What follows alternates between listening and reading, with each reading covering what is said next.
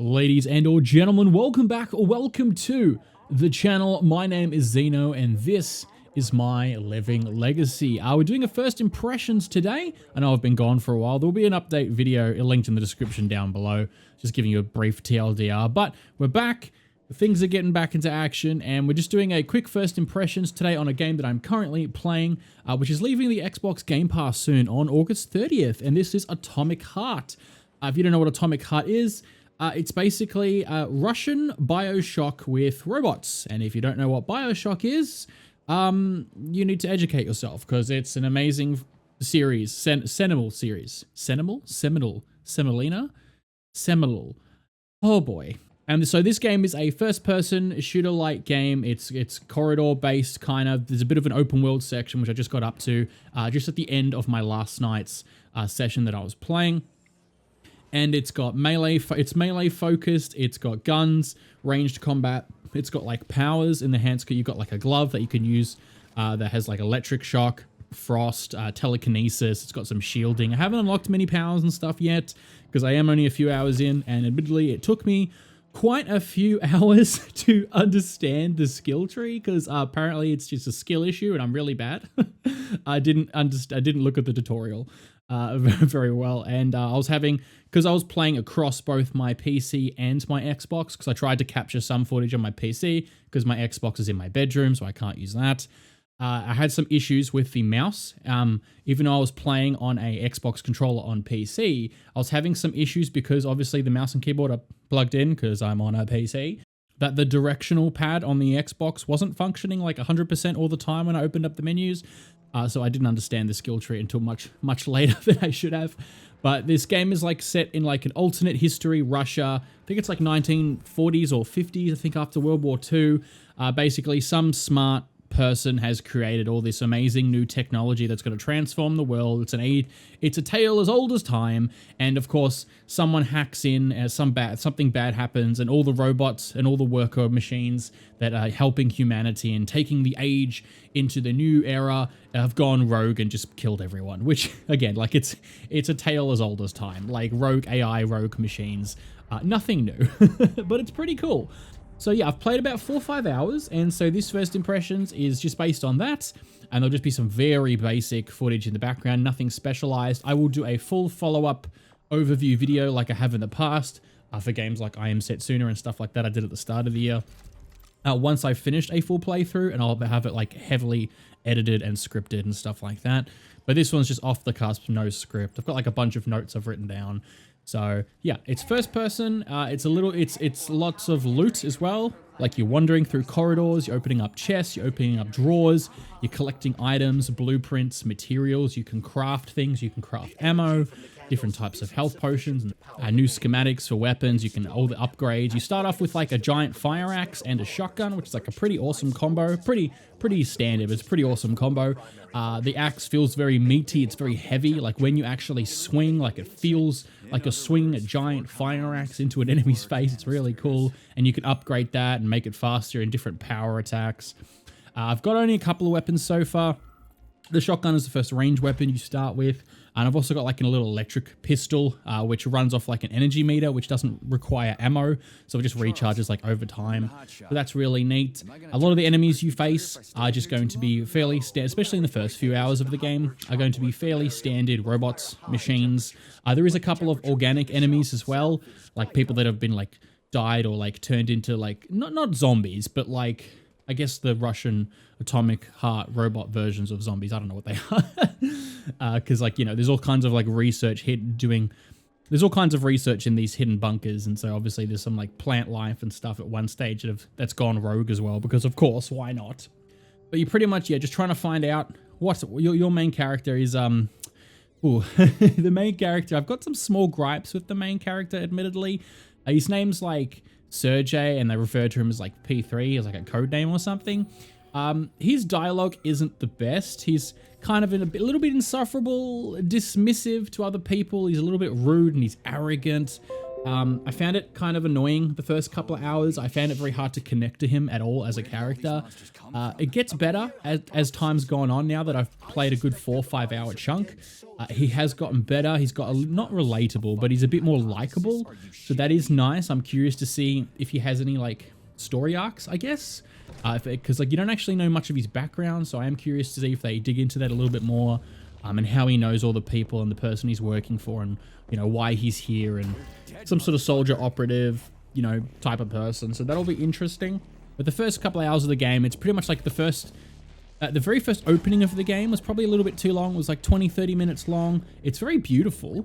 Like it's stunning graphics. Like I will admit, it doesn't run the best on my PC. I've got a 2080 Super, which is like a very average card now. Very average. But I was having some pretty significant issues with frame drops, with stuttering. A whole cutscene was just like lagged out and glitched. Enemies falling through maps, quest items were disappearing, dialogue wasn't being voiced. But I went and played it on my Xbox Series X in my bedroom, and it ran beautifully and it looked so good. Flawless 60 FPS, everything was working perfectly. So definitely, because this is definitely more of a looker visual game, play it on a high-end PC or the next-gen consoles if you can. The areas are also just very dense with items to look at, things to discover, lots of secrets as well, which was really nice to see. There was a lot of areas that I was going through where I was just like, oh, you can use your main tool of interacting with things in the game is a glove on your left hand, which also talks to you. It's like a sentient glove. And you can put your hand up like in like a L shape, and it kind of scans the whole area and tells you if there's like enemies nearby, items, chests to open, something to interact with. And so I was quite happy with the fact that there was a couple of like open zone style maps that were just a little bigger than normal linear corridors. And I was scanning the area, and there was like plenty of chests and high up and secret locations and behind walls that I had to try and figure out like a little puzzle for, or a jumping section, platform section, or something like that. So there's a lot of secrets and hidden items, bit of exploring to do. So I really like that. As I'm now I finished the first section of the game, which is like this first factory style section of the map. It actually opens into an open world section of the game, and I had no idea really that this is like also got like a semi-open world hub to it. I won't speak too much on it though, because I've only spent like 20 minutes, half an hour in that section at the end of my 5-hour game play over the last couple of days. So I'll touch on that more and how that actually interacts with the world and the character and everything in my full video. But it's nice to know that it's not just very Bioshocky, like linear corridor-based levels. There is also like this giant, really beautiful open world style hub world map thing.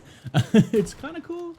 But yeah, otherwise you're going through corridors, you're figuring out basic puzzles, you're looting lots of things with your glove, which is really cool. I love the animation of looting things, because you just hold up your glove and like all the paper and the pencils and the materials and the ammos and the weapons and the organic pieces fly all over the screen, and then you're like sucking them all up into your glove, which goes into your inventory.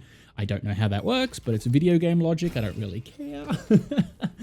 But it's just really fun to walk into rooms and just hold your glove and just watch everything just get sucked out of drawers and desks and off the floor and everything. It's like, it's such a small thing, instead of just like kicking open up a chest or opening up like a chest of drawers or something like a file cabinet. It's just a nice little visual thing. I quite really enjoy that. I really like the atmosphere of the game as well when I'm wandering around as this character, for two reasons. One is just the enemies that you're facing so far. Again, I've only faced a small variety of different enemies, mostly just robots, machines, a couple of like organic zombie style things, which I mentioned before.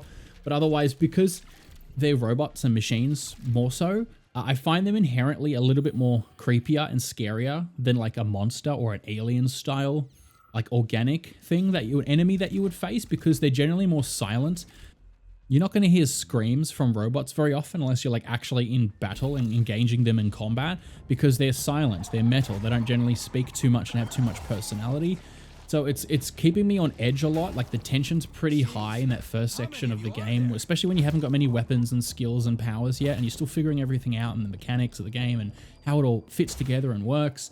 because like there'll be times when you hit a checkpoint or you finish a puzzle or you go through a room and you've scanned the room through the walls and you're like, okay, there's no enemies nearby, and then a secret door opens up and a robot just comes rushing out of nowhere and you can barely hear it happen because it's a mechanical robot. So it got a nice, really creepy atmosphere. There's all these like trails of blood, dead bodies are everywhere. The whole place is like a complete wreck, like it's dystopian style. Like it's almost like it's been destroyed 10 years ago or something, even though I think it's in the game world it's only like a week or something, or a few days.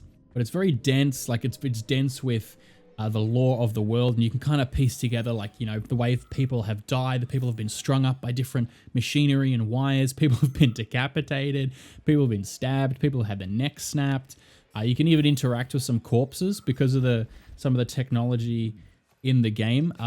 People's memory stay alive after they've died, so you can actually interact with like dead corpses and they have like a small conversation with them and everything. So that's kind of like a neat little creepy thing as well. But overall, like, yeah, enemies come out of like, yeah, checkpoints and stuff like that out of nowhere. So it's a lot more creepy atmosphere. I really like it. It's definitely more of a BioShock vibe. It's keeping me on the edge, keeping me on my toes. So that's been really fun, like getting through each area and each corridor and each puzzle section. I will say though, there's not as many enemies per area that I thought there would be. I remember like other games, like again BioShock. I know I'm a broken record. I'm gonna keep mentioning BioShock, but like I remember BioShock having, I think, a lot more enemies to fight in general. This doesn't have that many enemies to fight. Sometimes I'm going 5-10 minutes as I'm wandering around and backtracking and trying to figure out a puzzle piece or something, or finding stuff and looting hidden secrets. I don't actually fight at all. And some of the big open area maps that I've come into for like a puzzle thing, because I was trying to open up something that required me to go to 4 different areas of a map. It was like a canister I had to find or something.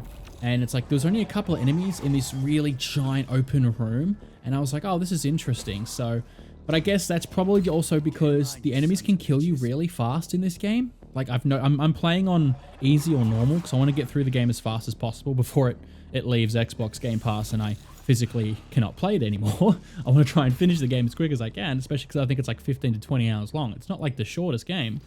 And so every enemy can kill you really quickly in a couple of hits, and I've already been overwhelmed a couple of times by like 2 or 3 basic enemies. They just like stun lock you and push you into a corner, and if you don't like cycle through your weapons and your powers and skills, and you have like a dodge mechanic to dodge out the way as a defensive mechanic, you can get overwhelmed and you can die in a couple of hits pretty quickly, even on the easier difficulties. So I guess that's probably why there's not as many enemies, because otherwise it would be really frustrating, especially if there's like bad checkpoints and stuff like that. There's audio logs in the game as well, just a brief little thing. I love audio logs. I think they're the best type of collectible a game can have. Just be able to pick up a collectible and listen to it while you continue playing. It doesn't break the flow of immersion or anything like that, because you can just keep playing, keep moving through the environment. You don't have to stop. You don't have to read text. You don't have to sit there and listen to something, and if you walk away, it doesn't work. It also has directional audio. I think that's what it's called, where you're talking to someone, and if you actually face your character away, you will hear them less. So if you go to the right, you hear them less on the right, left, less on the left. If you just completely turn around from the character, you'll barely hear them at all. So that's kind of a nice little touch. Like, it makes you actually, you know, point your character at the thing that you're trying to listen to. That's kind of nice. Oh, there's also a stealth option for combat. You can crouch and creep up on enemies, and then you can like take them out with your glove. But that also doesn't always work, because the enemies have like a fucking 2-kilometer radius line of sight. If they see you from the other side of the damn map, they'll come sprinting at you, trying to tear your throat out.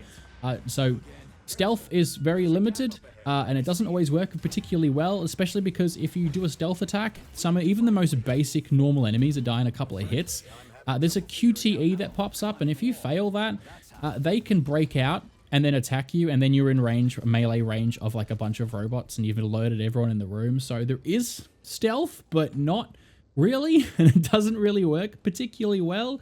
I've only used stealth like 3 times in 4 or 5 hours at least. I don't see myself using stealth, especially as I get more weapons and more upgrades to my powers, but I guess it's kind of there.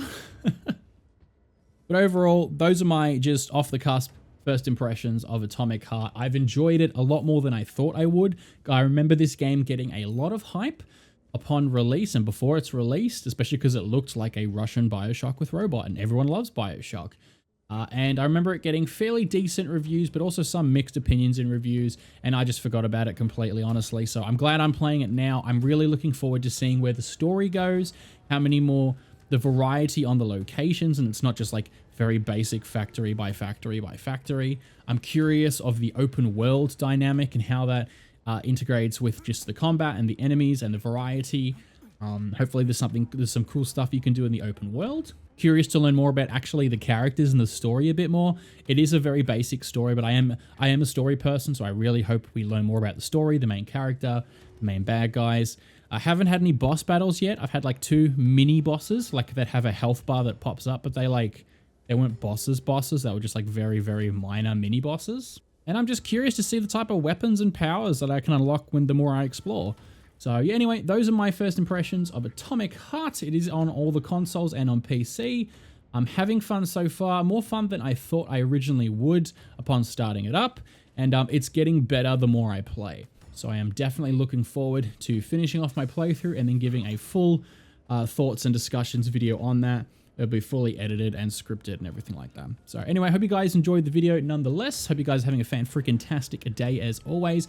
Remember to follow me over on Twitter at, I think it's my_living_legacy. I don't remember my Twitter anymore. It's been 5 months since I've made a video.